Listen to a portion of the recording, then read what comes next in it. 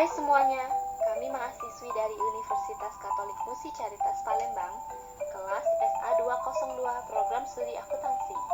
Pada video kali ini, kami akan menjelaskan materi mengenai teori investasi dan teori ekspektasi. Sebelumnya, kami akan memperkenalkan diri terlebih dahulu. Kami dari kelompok 2, saya Friska Shalomita, NIM 2021045, dan Sela Kristi, NIM 2021101. Selamat menyaksikan. Siapa sih di sini yang gak kenal dengan investasi dan ekspektasi, di mana dua hal ini saling berkaitan? Lalu, apa yang disebut dengan investasi itu? Investasi disebut juga sebagai penanaman modal, di mana investasi berhubungan langsung dengan keuangan dan ekonomi, dengan tujuan untuk menambah kemampuan memproduksi barang dan jasa yang tersedia dalam perekonomian. Sehingga, investasi akan mendorong kegiatan ekonomi suatu negara, penyerapan tenaga kerja, peningkatan output yang dihasilkan, dan penghematan devisa atau bahkan penambahan devisa. Lalu, bagaimana dengan ekspektasi itu? Ekspektasi adalah keyakinan bahwa upaya yang lebih baik akan menghasilkan kinerja yang lebih baik juga. Namun, ekspektasi dipengaruhi oleh faktor kepemilikan, keterampilan yang sesuai untuk melakukan pekerjaan, ketersediaan sumber daya yang tepat, ketersediaan informasi penting, dan mendapatkan keterampilan yang diperlukan untuk menyelesaikan pekerjaan itu. Kemudian, di dalam investasi terdapat dua teori investasi, yaitu satu, teori konvensional atau klasik. Pada dasarnya, investasi dalam teori konvensional ini didasarkan pada teori produktivitas dasar atau marginal produktif, teori faktor produksi modal atau kapital. Berdasarkan teori ini, besarnya modal yang akan diinvestasikan dalam proses produksi ditentukan oleh produktivitas marginalnya dibandingkan dengan tingkat bunga, sehingga investasi itu akan terus dilakukan jika produktivitas basis dari investasi masih lebih tinggi dari tingkat bunga yang akan diterima. Kemudian, teori kedua, yaitu teori Keynes. Menurut Keynes, masalah investasi baik dalam penentuan jumlah maupun kesempatan untuk melakukan investasi yang didasarkan atas konsep marginal efficiency of investment, di mana secara grafis NAV digambarkan sebagai suatu skedul yang menurun. Skedul ini menggambarkan jumlah investasi yang akan terlaksana pada setiap tingkat bunga. Menurunnya tingkat skedul NAV ini antara lain disebabkan oleh dua hal, yaitu satu, bahwa semakin banyak jumlah investasi yang terlaksana dalam masyarakat, maka semakin rendahnya NAV itu. Yang kedua, semakin banyak investasi dilakukan, maka ongkos dan barang modal atau aset akan menjadi lebih tinggi. Apa saja sih jenis-jenis investasi? Yuk kita simak. 1. Jenis investasi berdasarkan aset. Jenis investasi yang berdasarkan asetnya yaitu penggolongan investasi dari segi aspek modal atau kekayaan. Investasi berdasarkan asetnya terbagi menjadi dua jenis, yaitu real asset dan financial asset.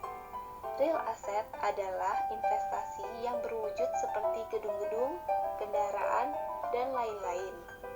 Financial asset adalah investasi yang berwujud seperti dokumen atau surat-surat klaim tidak langsung dari pemegangnya terhadap sebuah aktivitas real pihak yang menerbitkan sekuritas tersebut. 2. Jenis investasi berdasarkan pengaruhnya. Jenis investasi menurut pengaruhnya yaitu investasi yang didasarkan pada suatu faktor-faktor yang memengaruhi atau tidak berpengaruh dari suatu kegiatan investasi. Jenis investasi yang didasarkan pengaruhnya dibagi menjadi dua macam, yaitu investasi autonomus dan investasi indus. Investasi autonomus yaitu investasi yang tidak dipengaruhi pada tingkat pendapatan yang sifatnya spekulatif. Contohnya pembelian surat-surat berharga. Sedangkan investasi indus yaitu investasi yang dipengaruhi oleh kenaikan permintaan akan barang dan jasa dan dalam tingkat pendapatan. Contohnya yaitu penghasilan transitori, yakni suatu penghasilan yang diperoleh selain bekerja, seperti bunga dan sebagainya. 3. Jenis investasi berdasarkan sumber pembiayaannya. Jenis investasi berdasarkan sumber pembiayaannya merupakan investasi yang didasarkan pada sebuah asal-usul investasi yang diperoleh. Jenis investasi ini dibagi menjadi dua macam, yakni investasi yang bersumber dari modal asing, yaitu kegiatan menanam modal untuk melakukan usaha di wilayah negara Republik Indonesia yang dilakukan oleh penanam modal asing, baik menggunakan modal asing sepenuhnya atau berpatungan dengan penanam modal dalam negeri. Penanaman modal asing merupakan bentuk investasi dengan jalan membangun, membeli total atau mengakuisisi perusahaan. Contohnya Unilever, Google, dan Toyota. Investasi yang bersumber dari modal dalam negeri yaitu kegiatan menanam modal untuk melakukan usaha di wilayah Negara Kesatuan Republik Indonesia atau NKRI yang dilakukan oleh penanam modal dalam negeri dengan menggunakan modal dalam negeri juga. Contohnya PT Sido Muncul. Keempat, jenis investasi berdasarkan bentuknya. Jenis investasi yang berdasarkan bentuknya merupakan investasi yang didasarkan pada suatu cara menanamkan investasinya. Jenis investasi ini dibagi menjadi dua macam, yaitu investasi portofolio dan investasi langsung. Investasi portofolio yaitu dilakukan melalui pasar modal dengan instrumen surat berharga, contohnya seperti pada saham dan obligasi. Investasi langsung yaitu bentuk investasi yang dilakukan dengan membangun, membeli total atau mengakuisisi sebuah perusahaan. Adapun faktor-faktor yang mempengaruhi laju investasi. Yang pertama, pengaruh nilai tukar. Dalam jangka pendek, penurunan tingkat nilai tukar akan mengurangi investasi melalui pengaruh negatifnya pada absorpsi domestik atau yang dikenal dengan expenditure reducing effect. Karena pada penurunan tingkat kurs ini akan menyebabkan nilai real aset masyarakat yang disebabkan kenaikan tingkat harga-harga secara umum dan selanjutnya akan menurunkan permintaan domestik masyarakat. Gejala di atas pada tingkat perusahaan akan direspon dengan penurunan pada pengeluaran atau alokasi modal pada investasi. Pada sisi penawaran, pengaruh aspek pengalihan pengeluaran akan perubahan tingkat kurs pada investasi relatif tidak menentu. Penurunan nilai tukar mata uang domestik akan menaikkan produk-produk impor yang diukur dengan mata uang domestik dan dengan demikian akan meningkatkan harga barang-barang yang diperdagangkan atau barang-barang ekspor relatif terhadap barang-barang yang tidak diperdagangkan, sehingga didapatkan kenyataan nilai tukar mata uang domestik akan mendorong ekspansi investasi pada barang-barang perdagangan tersebut. Yang kedua, pengaruh tingkat suku bunga. Tingkat bunga mempunyai pengaruh yang signifikan pada dorongan untuk berinvestasi. Pada kegiatan produksi, pengolahan barang-barang modal atau bahan baku produksi memerlukan modal atau input lain untuk menghasilkan output atau barang final. Ketiga, pengaruh tingkat inflasi. Tingkat inflasi berpengaruh negatif pada tingkat investasi. Hal ini disebabkan karena tingkat inflasi yang tinggi akan meningkatkan resiko proyek-proyek investasi dan dalam jangka panjang inflasi yang tinggi dapat mengurangi rata-rata masa jatuh pinjam modal serta menimbulkan distorsi informasi tentang harga-harga relatif. Di samping itu, tingkat inflasi yang tinggi sering dinyatakan sebagai ukuran ketidakstabilan roda ekonomi makro dan suatu ketidakmampuan pemerintah dalam mengendalikan kebijakan ekonomi makro. Di Indonesia, kenaikan tingkat inflasi yang cukup besar biasanya akan diikuti dengan kenaikan tingkat suku bunga perbankan. Dapat dipahami dalam upayanya menurunkan tingkat inflasi yang membumbung, pemerintah sering menggunakan kebijakan moneter uang ketat. Dengan demikian, tingkat inflasi domestik juga berpengaruh pada investasi secara tidak langsung melalui pengaruhnya pada tingkat bunga domestik. Dan yang terakhir adalah pengaruh infrastruktur. Seperti dilakukan banyak negara di dunia, pemerintah mengundang investor guna berpartisipasi menanamkan modalnya di sektor-sektor infrastruktur, seperti jalan tol, sumber energi listrik, sumber daya air, pelabuhan, dan lain-lain. Partisipasi tersebut dapat berupa pembiayaan dalam mata uang rupiah atau mata uang asing. Melihat perkembangan makroekonomi saat ini, terutama memperhatikan kecenderungan penurunan tingkat bunga. Pembangunan kembali infrastruktur tampaknya menjadi salah satu alternatif pilihan yang dapat diambil oleh pemerintah dalam rangka menanggulangi krisis. Pembangunan infrastruktur akan menyerap banyak tenaga kerja yang selanjutnya akan berpengaruh pada meningkatnya gairah ekonomi masyarakat. Dengan infrastruktur yang memadai, efisiensi yang dicapai oleh dunia usaha akan makin besar dan investasi yang didapatkan semakin meningkat. Pelaksana dalam investasi. 1. Investasi pemerintah. Investasi pemerintah ini umumnya dilakukan tidak dengan maksud untuk mendapatkan keuntungan, tetapi tujuan utamanya adalah untuk memenuhi kebutuhan masyarakat seperti pembangunan jalan, jembatan, dan bendungan. Keuntungan bagi investasi ini baru terasa jika timbulnya pertambahan permintaan dalam masyarakat. Bertambahnya permintaan efektif juga menaikkan pendapatan. Public investment ini sering disebut sebagai investasi yang otonom, yaitu investasi yang timbul bukan karena adanya pendapatan.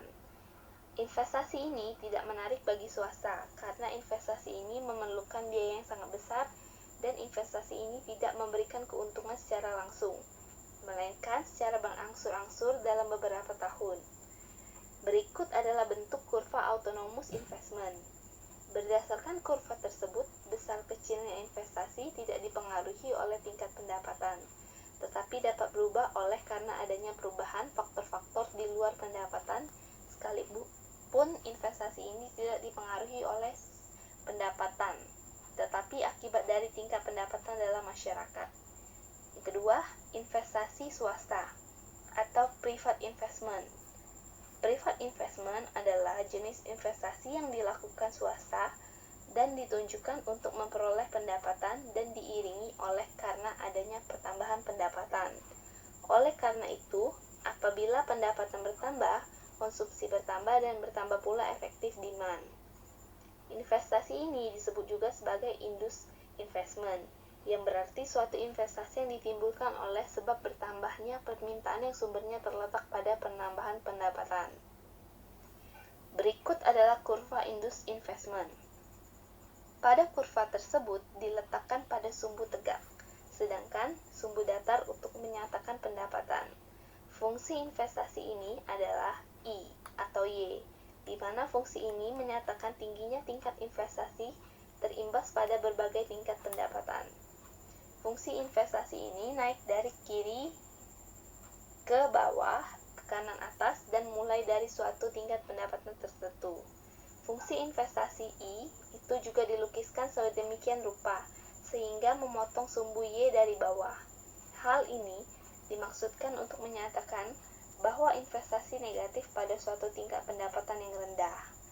Dengan kata lain, rendah tingkat pendapatan nasional justru akan membawa bencana bagi kehidupan masyarakat di masa depan. Yang ketiga, investasi pemerintah dan swasta.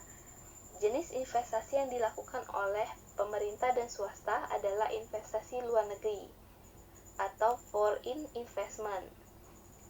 Foreign investment terjadi dari selisih antara ekspor di atas impor. Induced investment dalam hal ini disebabkan oleh perkembangan ekonomi di luar negeri. Jadi, sifat induced investment adalah suatu investasi karena adanya pertambahan pendapatan. Investasi dalam jenis ini sangat memungkinkan dikembangkan dalam era globalisasi ekonomi, di mana batas-batas wilayah ekonomi suatu negara menjadi tidak jelas. Investasi dan kapasitas produksi nasional, atau masalah COR dan ICOR. Masalah Capital Output Ratio atau COR dan Investment Capital Output Ratio atau ICOR merupakan alat yang banyak digunakan dalam teori pembangunan ekonomi. Pembangunan ekonomi itu bertujuan utama untuk menaikkan kemakmuran dan tingkat hidup masyarakat. Sampai berapa jauh tingginya kemakmuran dan tingkat hidup dicerminkan oleh pendapatan nasional yang dicapai oleh kegiatan ekonomi masyarakat itu sendiri. Investasi adalah aktivitas ekonomi baik yang berupa penambahan faktor produksi maupun berupa peningkatan kualitas faktor produksi. Investasi akan memperbesar pengeluaran masyarakat yang kemudian diperkuat oleh efek multiplier yang akhirnya akan memperbesar pendapatan nasional. Agar produksi nasional tidak berkurang, maka penyusutan produktivitas haruslah diimbangi dengan investasi. Itu akan terjadi bila investasi baru lebih besar dari penyusutannya. Dalam konsep multiplier, pendapatan nasional akan berubah bila mana besarnya investasi mengalami perubahan. Sehubung dengan hal itu, timbullah persoalan berapakah jumlah investasi yang harus ditanamkan ke dalam masyarakat agar pendapatan dapat dinaikkan dalam jumlah tertentu.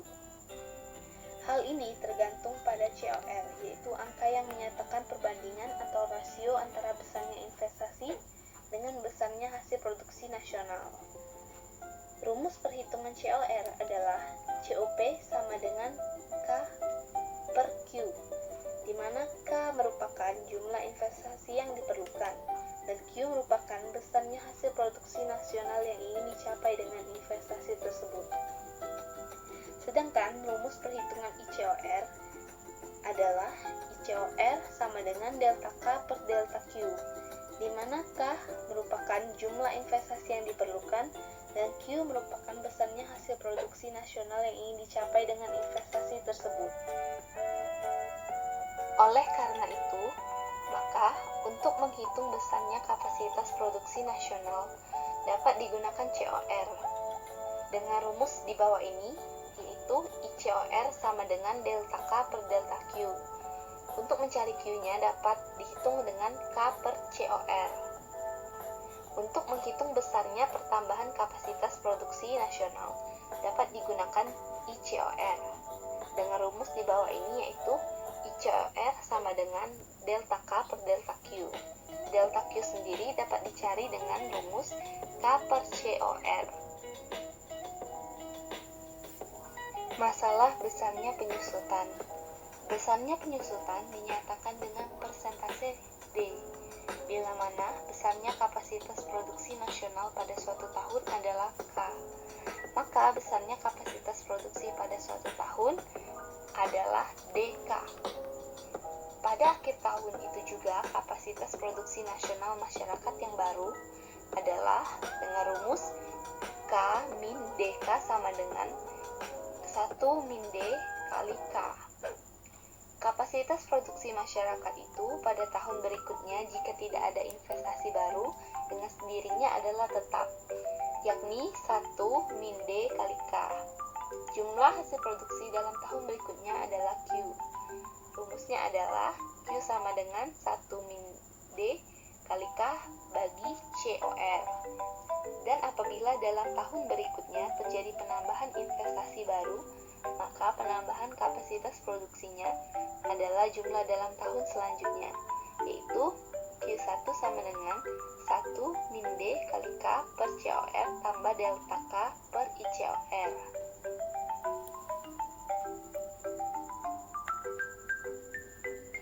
Kemudian, apa saja sih peranan investasi dalam perekonomian itu?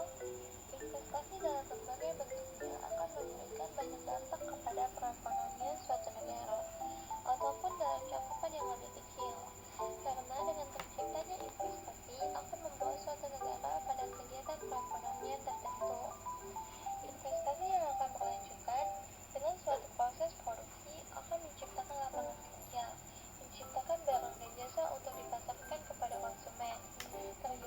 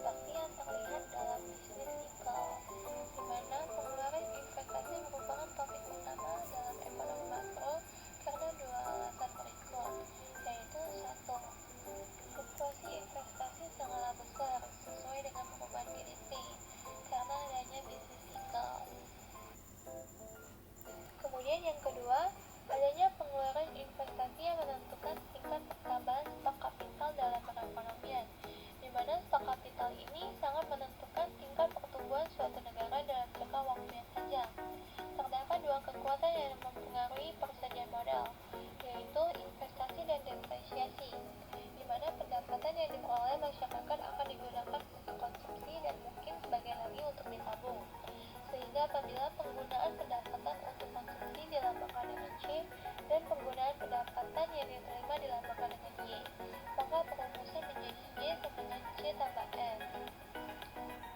Tidak hanya itu saja, investasi merupakan suatu komponen dari GDP, di mana GDP yang dihitung berdasarkan pengeluaran terdiri dari 4 komponen utama, yaitu 1. Konsumsi dinotasikan sebagai C, 2. Investasi dinotasikan sebagai I, 3. Pengeluaran oleh pemerintah dinotasikan sebagai G, 4. Total bersih ekspor atau impor dinotasikan dengan X dan M, di mana notasi X untuk ekspor dan M untuk impor. Ekspor neto atau X minus M menunjukkan selisih antara nilai ekspor dan impor, sehingga rumusnya menjadi Y sama dengan C ditambah I ditambah J ditambah dalam kurung X minus I.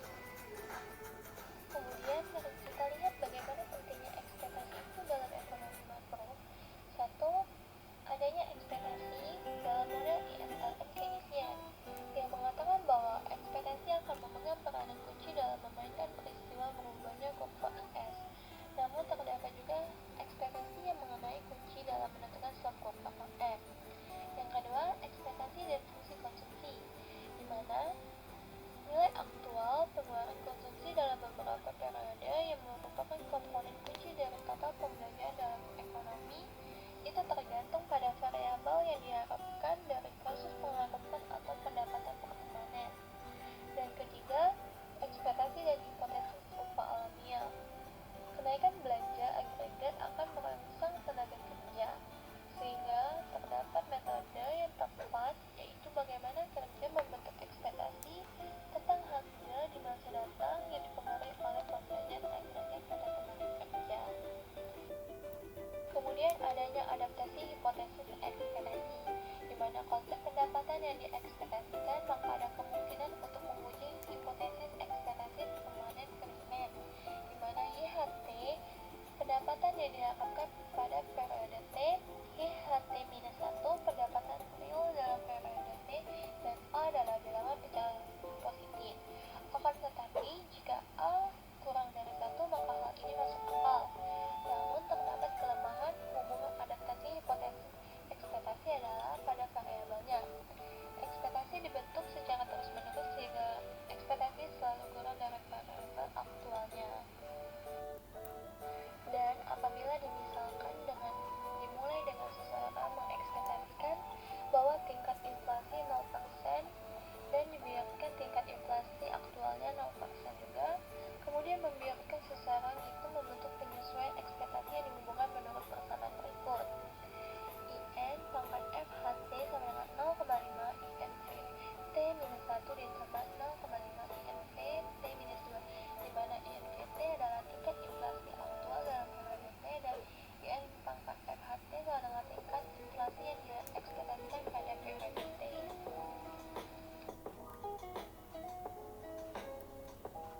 Sekian pembahasan materi dari kami. Terima kasih telah menyaksikan video ini. Semoga video ini bisa memberikan manfaat bagi semua yang menyaksikannya. Dan jangan lupa untuk tekan tombol like, comment, and subscribe ya. See you!